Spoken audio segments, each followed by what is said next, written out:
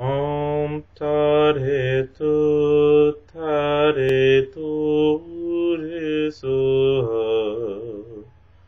Om Tare Tu Tare Tu Re Soha.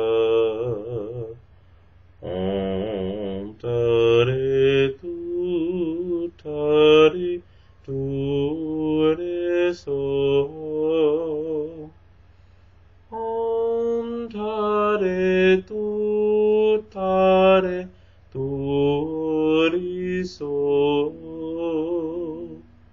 Om Tare Tu Tare Tu Ri So.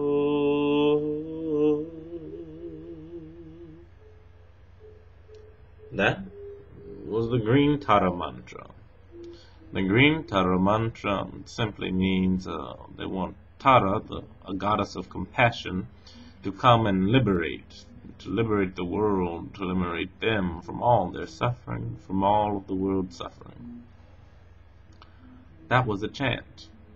Specifically, that was a mantra, a phrase that's repeated over and over again to ingrain an idea, an emotion, or feeling, or teaching into your soul, into your mind, and by doing so, incorporating it into your psyche.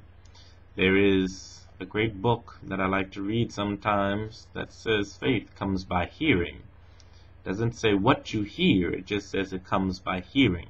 So what you repeat to yourself over and over again, surely you become it. There's a reason why people say you become the top 10 people you hang around, and that's because of what impact they have by hearing the same messages over and over again.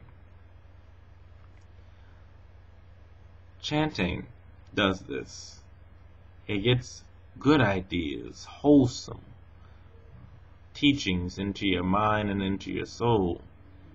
Another famous mantra is Om Mani Padme Hum, Mani Padme Hum, Om Mani Padme Hum, Mani Padme Hum.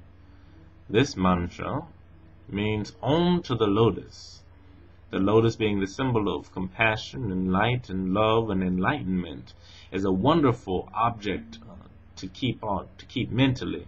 As you recite the mantra over and over again, and as you become distracted, bringing your mind back to the mantra over and over and over again, you sharpen your mind. Your mind becomes more alert, more attentive. It becomes more concentrated. And so that's why some people spend their entire lives on a single mantra, just reciting it over and over and over again, just to get that inside of them and to focus and to concentrate. So that is what a chant is. That is the purpose of a chant. It's why I chant. I do some Theravada chanting. I like the Metta Sutra, which I'm working on right now, the Sutra of Loving Kindness. I have learned the Heart Sutra, which I'll give you just a little bit of, and I chant it in English. The Mahaprajna Paramita Hridaya Sutra.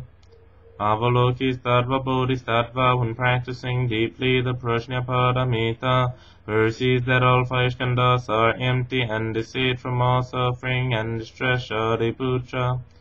Form does not differ from emptiness. Emptiness does not differ from form. That which is form is emptiness.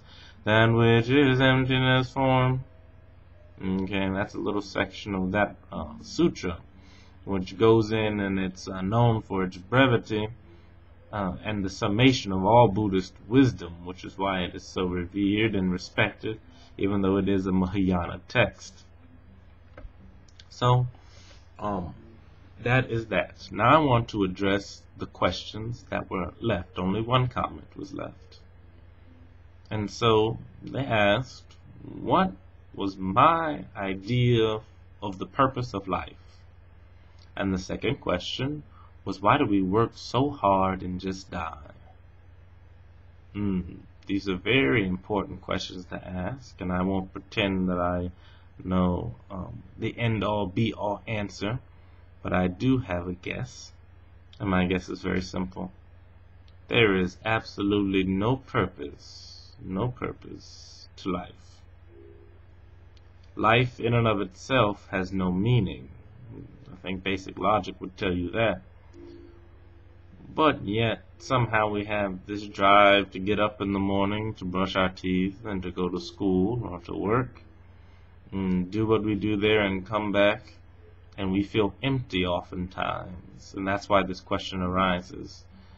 We feel hollow, like we're missing something. Yes, you are missing something, because the purpose you have given your life isn't a good purpose, isn't a fulfilling purpose. Even if you're the president, some days he might go to sleep empty, feeling as though he hadn't done anything, even though he might have saved hundreds of people from some kind of natural disaster or some kind of corrupt business or something like that, still feeling empty, still feeling hollow, because even he, doing so much good or so much bad, finds no true happiness and true peace. That is the purpose of life, at least for people like myself and the commenter. We should find happiness, my dear friend. True happiness, true peace. How does one do this? One does this by meditating. Day and night, one works to be in a continuous state of meditation, which is a very high level. I'm not even close. But I can meditate throughout the day. Anyone can do that. Just sitting there, I might chant a little bit. Om Mani Padme Hum, Mani Padme Hum, Om Mani Padme Hum, Mani Padme Hum. Chanting that to myself, kind of mumbling it in the hallways as I'm walking, realizing what good benefits it has. When I wake up and I do some other type of meditation, the mantra will protect me throughout the day. It will remind me that I'm supposed to be loving and kind and at peace. This is very important. In our world, there is something called impermanence, the law of impermanence. Understanding this law is extremely important to your happiness, and you will realize that the working so hard is simply a part of life. You don't just die, you die. All things arise and pass away. It's a universal pattern. The only predictable thing about life is its unpredictability. I heard on a TV show somewhere, and how true they were. It's this very essence of life, change, impermanence. And if we grab a hold of that, we can live a detached and very peaceful life. My grandmother passed away not too long ago. I didn't know her too well, but she was still my grandmother, who I loved very much. And when I received the news that she had died, I simply said, oh, well, my grandmother, like all things, was born, stayed for some time, and passed away. This is the nature of things. At the same time, my Tai Chi master, whom I loved very much, perhaps even more than my grandmother, passed away.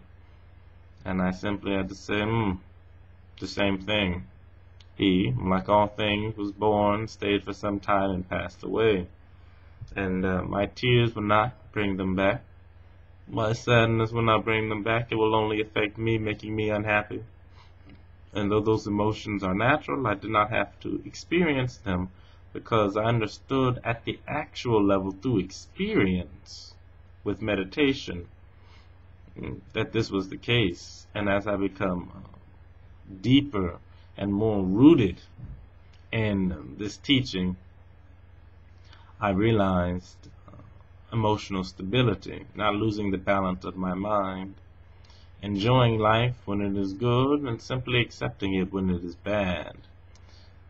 A deep meditator in my tradition, the Vipassana tradition, and the tradition of Siaji Ubukin, it is said that when death comes, they say, oh, here comes the sensation of death, here comes death, here comes death, oh, here comes some deep-rooted emotions from the bottom of the mind that I haven't purified yet, and they act as a catalyst into the next life. Peaceful mind here will lead to a peaceful mind there. When one dies, they should not see it as a tragedy or some sad event. It's usually the life before it that is filled with the misery. The death itself is nothing. All people die the same way. It's what happens right before death. That is what we should be concerned about. So if you are to be concerned about life. Be concerned about how you live. Don't be concerned about death. The hard work and struggle is to accomplish goals, realizing that it takes suffering, it takes hard work to get through this life. But in this realization, through your meditation, you become strong emotionally to simply realize it and be happy in it, because it is a simple and hard truth in which one can find so much peace and tranquility. Be happy. Be peaceful. Be equanimous. And I shall end with a chant. Excuse me, let me get some water because my mouth is dry.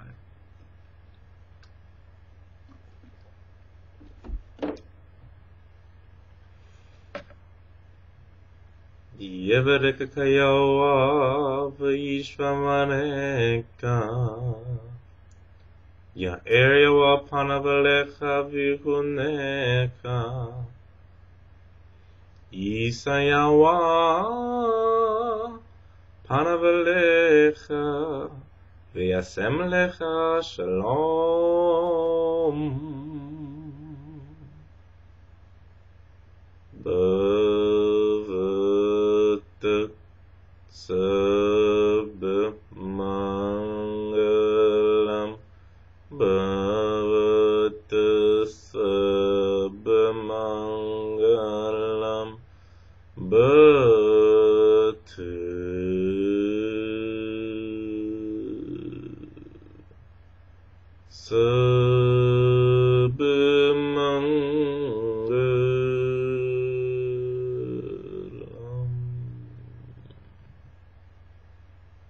Be happy.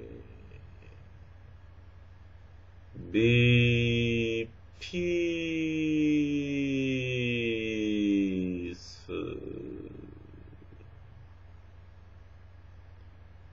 Your spiritual challenge